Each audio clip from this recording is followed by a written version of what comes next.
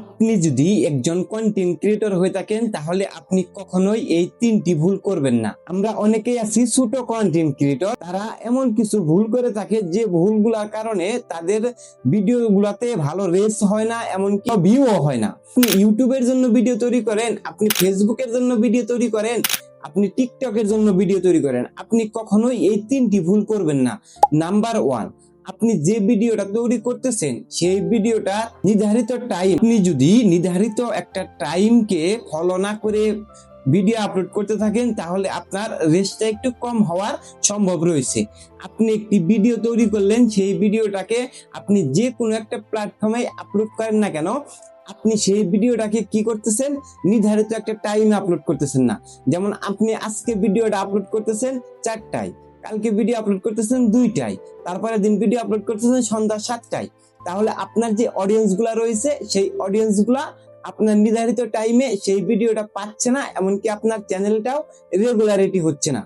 এরপর নাম্বার টুতে আমরা ছোট কন্টেন্ট ক্রিয়েটররা যে ভুলটা করে থাকি, আমরা ভাবি কি যে আমাদের ভিডিওটা প্রচুর আপলোড করা দরকার। আসলে কি, একটা ভিডিও আপলোড করার চাইতে আপনি যে ভিডিওটা আপলোড করতেছেন সেই ভিডিওটার কোয়ালিটিটা কতটা ভালো সেটার উপর নির্ভর করবে। আপনি একটু নিজেই ভাবুন, আপনি যে অন্য একটা ভিডিওটা দেখবেন সেই ভিডিওটা আপনি কি জন্য দেখবেন? সেই ভিডিওর ভিতরে যদি সাউন্ড, এমনকি ভিডিওর কোয়ালিটি, এমনকি এডিটিং কোয়ালিটি যদি ভালো না থাকে তাহলে কিন্তু আপনি সেই ভিডিওটাকে এড়িয়ে যাবেন।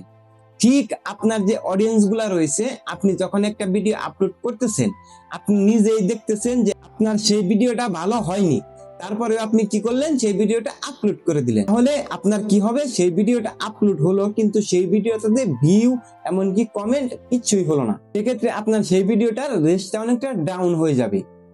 নাম্বার 3, আমরা ছোট কন্টেন্ট ক্রিয়েটররা যে ভুল করি, যে আমরা যে ভিডিওটা আপলোড করলাম সেই ভিডিওটা আপলোড করার পরে আমরা জাস্ট যে কমেন্ট গুলা রয়েছে তাদের সাথে, মানে আমাদের সেই চ্যানেল, পেজ, এমনকি আইডিতে যে অডিয়েন্স গুলা রয়েছে সেই অডিয়েন্স গুলার সাথে আমরা রিলেশনটা ভালো করতেছি না।